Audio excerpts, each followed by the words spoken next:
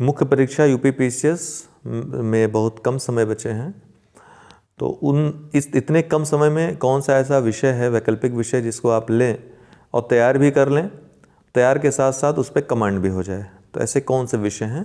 तो ऐसे 6 विषय हो सकते हैं ये। इनको क्रम वाइज मैंने सरलता से मतलब कि कठिनता की तरफ लिखा है, ऊपर से लेकर नीचे की तरफ। आप इन विषयों में से कोई एक विषय ले सकते हैं: समाजशास्त्र, लोक प्रशासन, दर्शन शास्त्र, हिंदी साहित्य, भूगर्भ विज्ञान और अन्य विज्ञान। अब इनकी क्वालिटी क्या है? ये छोटे हैं, सरल हैं, और इसमें काफ़ी कुछ ऐसे टॉपिक हैं जिनको आप अगर नहीं भी पढ़े हैं तो भी परीक्षा में आए तो आप लिख सकते हैं आराम से, और आपको नंबर मिल सकते हैं काफ़ी कुछ करंट से कोरिलेट करके।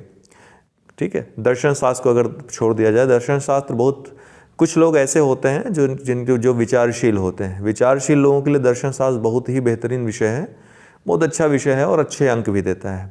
पहले देता था, बीच में स्केलिंग बंद कर दी गई थी तो रिजल्ट सबके ख़राब आ रहे थे।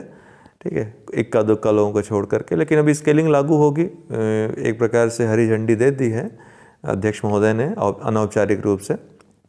तो अगर स्केलिंग लागू हो रही है तो इसका मतलब है कि आपके लिए एक अच्छा अवसर है, आप कोई इनमें से एक विषय चुन करके तैयारी अपनी आगे बढ़ा सकते हैं। लेकिन अभी जो भी करना है अभी से करना होगा, इसी बिंदु से शुरू होना होगा।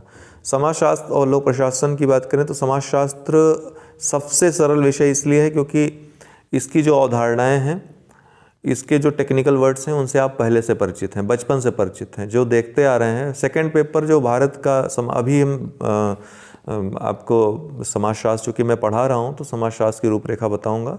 समाजशास्त्र बहुत ही सरल और बहुत ही ज़्यादा रोचक विषय है, और समाज के बारे में, हर एक पहलू के बारे में, विवाह, परिवार, नातेदारी, श्रम पद्धति, हमारी भारतीय परंपरा कैसी रही, जात व्यवस्था कैसी रही है, क्या क्या उत्थान के कार्य किए गए हैं, ये सब ऑलरेडी आप हिंदी में उसमें जीएस में पढ़ते ही हो। निबंध एक आएगा ही आएगा, तो हर जगह आपका काम आने वाला है ये विषय जो समाजशास्त्र है। हर जगह तीनों पेपर में जो आप देखोगे, सामाजिक न्याय वाला जो भाग है, ठीक है, सेकंड पेपर का भाग जो है, थर्ड पेपर का जो समाज वाला सेक्शन है, सोशल वाला, और जो सोशल इश्यूज़ हैं, पहले में जो भारतीय समाज है, ये सब इसी के अंतर्गत आ जाएगा आपका, और बहुत अच्छा आप लिख लोगे, बहुत अच्छे प्रश्न आप कर लोगे। दूसरा है कि करंट अफेयर्स से जो प्रश्न आते हैं थर्ड पेपर में, समाज से रिलेटेड, सोशल जो इश्यूज से रिलेटेड आते हैं, वो आप टैकल आराम से कर लोगे, और दोनों में वो काम देगा। मतलब वो जो जीएस वाला पढ़ोगे वो इसमें काम देगा, जो इसमें पढ़ोगे वो जीएस में काम कर देगा, तो दोनों पूरक हैं एक दूसरे के। इसी तरह निबंध आपको 1 या 2 मिल जाएंगे आराम से, 3 में से 1 या 2 निबंध आपको ईजिली मिल जाएंगे यहाँ से। एक तो ये हो गया समाजशास्त्र, और समाजशास्त्र का विस्तृत हम विश्लेषण करेंगे अलग वीडियो में। ठीक है, समाजशास्त्र मैं स्वयं पढ़ा रहा हूँ, वैकल्पिक विषय, और उस पर कुछ वीडियोस भी डेमो के रूप में पड़े हुए हैं, आप डेमो देख सकते हैं, प्लेलिस्ट में है, और आपको स्वयं पता चलेगा कितना बढ़िया, कितना रोचक विषय है। फिर हम आते हैं लोक प्रशासन पे। लोक प्रशासन भी प्रशांत सर पढ़ा रहे हैं हमारे यहाँ। ये 2 विषय की पूरी कंप्लीट तैयारी करवाई जा रही है, समाजशास्त्र और लोक प्रशासन की। तो लोक प्रशासन भी एक बहुत ही बढ़िया विषय है। सबसे अच्छी बात इसकी ये है कि आप प्रशासन में जा रहे हो, और इसी प्रशासन के बारे में आपको सब कुछ पढ़ना है। ठीक है, प्रशासन के जो अंग हैं उनके बारे में, उनके कार्यों के बारे में, और उन्हीं सब संस्थाओं के बारे में जो आपको रोज़ सुनने को, देखने को, पढ़ने को। अब ये जीएस न सिर्फ प्रीलिम्स में आपके काम आता है, न सिर्फ मुख्य परीक्षा के तीनों विषयों में काम आता है लिखने में, खासकर जो 2 विषय हैं। सेकंड पेपर तो पूरा का पूरा लोक प्रशासन पढ़ रहे हैं तो जीएस का सेकंड पेपर पढ़ने की ज़रूरत ही नहीं है ना। पूरा सेकंड पेपर लोक प्रशासन के अंतर्गत आ जाता है आपका, जीएस का सेकंड पेपर जो है। इसके बाद थर्ड पेपर और फोर्थ पेपर में काफ़ी ये इसका आपको लाभ मिलेगा। चौथे पेपर में जो एथिक्स का पेपर है, लोक प्रशासन, समाजशास्त्र दोनों का ही आपको काफ़ी इसमें मिलेगा। दर्शन शास्त्र तो एकदम, एथिक्स तो दर्शन पर आधारित ही है, तो दर्शन शास्त्र पढ़ते हो, छोटा सिलेबस इसका भी है, 2 महीने में पढ़ सकते हो आसानी से। ठीक है, थोड़ा सा लेकिन समझ आपकी उस तरीके की होनी चाहिए। दर्शन की कुछ चीज़ें आपको बोर भी कर सकती हैं, तो अगर आप विचारशील नहीं हैं, आपको दर्शन शास्त्र, दर्शन में रुचि नहीं है, भारतीय, पाश्चात्य या किसी भी धर्म दर्शन में, तो आप दर्शन शास्त्र थोड़ा सा अवॉइड करिएगा। बाकी समाजशास्त्र, लोक प्रशासन बहुत ही बढ़िया, एकदम टू द पॉइंट आप आंसर लिख सकते हैं इनके। और हिंदी साहित्य की बात करें तो हिंदी साहित्य हमेशा से अंकदायी रहा है। अभी हाल के वर्षों में जब इंग्लिश माध्यम और हिंदी माध्यम की लड़ाई शुरू हुई तो हिंदी साहित्य एक रक्षा कवच के रूप में उभरा है हिंदी माध्यम के छात्रों के लिए। तो आप हिंदी साहित्य रख सकते हैं, छोटा है। हिंदी पहले से अच्छी रही है तो रख लीजिएगा। हिंदी पहले से थोड़ी आपकी डाउन रही है तो रखने के पहले थोड़ा सा विचार करिए, क्योंकि इतना समय नहीं है कि पहले आप हिंदी में इम्प्रूव करिए उसके बाद हिंदी साहित्य पढ़िए। इतना समय आपके पास नहीं है। हिंदी साहित्य लेने का अर्थ यह है कि आपको अच्छी समझ है हिंदी भाषा की, हिंदी भाषा के शब्दों की। बहुत बहुत क्लिष्ट शब्द हैं, अगर पहली बार पढ़ेंगे तो आपको हिंदी भाषा थोड़ी सी आपको व्यथित कर सकती है, परेशान कर सकती है। और चूँकि 2-3 महीने का समय है तो इसलिए हम आपको सजेस्ट नहीं करेंगे कि आप अगर पहली बार ले रहे हैं तो हिंदी लीजिए। हिंदी पहले से पढ़ते आए हैं, इंटरमीडिएट हाई स्कूल तक हिंदी अच्छे से पढ़ी है आपने, उस लेवल तक भी अगर अच्छे से पढ़ी है तो भी आप ले लीजिए। अगर अच्छे से पढ़ी है, अच्छे अंक आए हैं, बहुत सारे छात्र होते हैं हिंदी उनको चूँकि इतनी अच्छी डेवलप हो जाती है, ऐसे संस्कार में, ऐसे संस्कृति में रहते हैं कि हिंदी में कभी उनको दिक्कत नहीं आती बल्कि मज़ा आता है। हमेशा बिना पढ़े भी अच्छे अंक आ जाते हैं उनके, हिंदी जो व्याकरण आदि के जो विषय होते हैं। तो उनके लिए मैं कह रहा हूँ, उनके लिए हिंदी साहित्य बहुत अच्छा रहेगा। अब बहुत ही एकदम सीमित चीज़ें हैं और कोई भी हिंदी साहित्य का जो छात्र है वो आपको बता सकता है कि ये फिक्स प्रश्न रहते हैं, यहीं से आपको प्रश्न आता है। सबसे अच्छी बात हिंदी साहित्य की ये कि यहाँ से भी फिक्स है, यहीं से इसी भाग से प्रश्न आएंगे, वही आपको लिखना रहता है।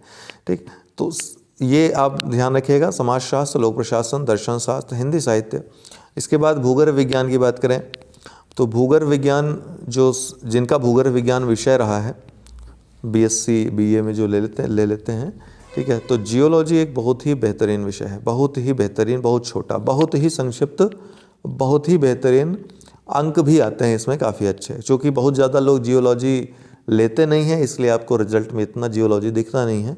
कहीं बीच में 1-2 लोग छिपे रहते हैं मेरिट में, वो सामने नहीं आते हैं, है ना, कभी कभी सामने भी आ जाते हैं। तो जियोलॉजी भी एक अच्छा विषय है, छोटा विषय है, तैयार किया जा सकता है बहुत आसानी से। अगर भूगोल में आपकी रुचि है और भूगोल चूँकि बड़ा सिलेबस है, पढ़ा नहीं जा सकता, तो आप भूगर्भ विज्ञान जो भूगोल का ही एक पार्ट माना जाता है वो आप ले सकते हो।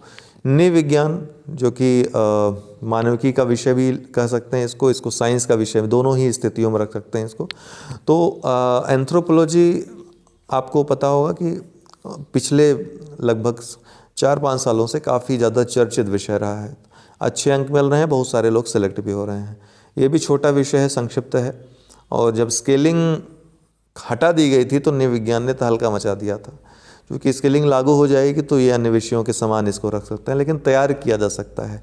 तो इन विषयों को देख लीजिए, सिलेबस देख लीजिए और उस हिसाब से अपनी तैयारी को आगे बढ़ाइए। समाजशास्त्र और लोक प्रशासन के लिए हम आपके पास उपलब्ध हैं। बाकी आंसर राइटिंग हिस्ट्री की और हिंदी साहित्य की आंसर राइटिंग हमारे यहाँ हो रही है, तो आप आंसर राइटिंग उन दोनों विषयों के ले सकते हैं। बाकी समाजशास्त्र, लोक प्रशासन का कंप्लीट सिलेबस है, कंप्लीट वीडियोज़ हैं, PDF हैं, ठीक है, आपको पूरी गाइडेंस मिलेगी और बहुत कम समय में आप इन दोनों विषयों को तैयार कर सकते हैं।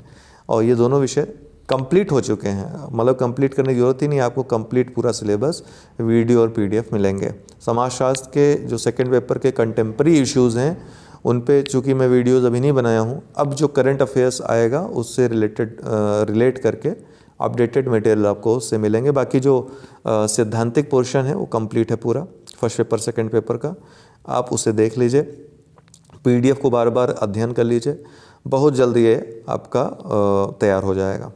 ठीक, अगर और भी वैकल्पिक विषय आप लेना चाहते हो, छोटा है सिलेबस, आपकी रुचि है उसमें, तो आप ज़रूर लीजिए। मैं आपको केवल एक दिशा दिखा रहा हूँ कि इन विषयों पर आप विचार कर सकते हैं लेने के लिए। छोटा है और तैयार हो जाएगा, ये सभी विषय छोटे हैं और तैयार हो जाएंगे। थोड़ा सा आपको काम ज़्यादा पड़ेगा लोक प्रशासन में, ध्यान रखिएगा, लोक प्रशासन में वर्क ज़्यादा पड़ेगा। छोटा सिलेबस देखने में भले है लेकिन वर्क ज़्यादा है इसमें बहुत सारी चीज़ें आपको अपडेट करनी पड़ती हैं, करंट अफेयर्स से रिलेट करना पड़ता है।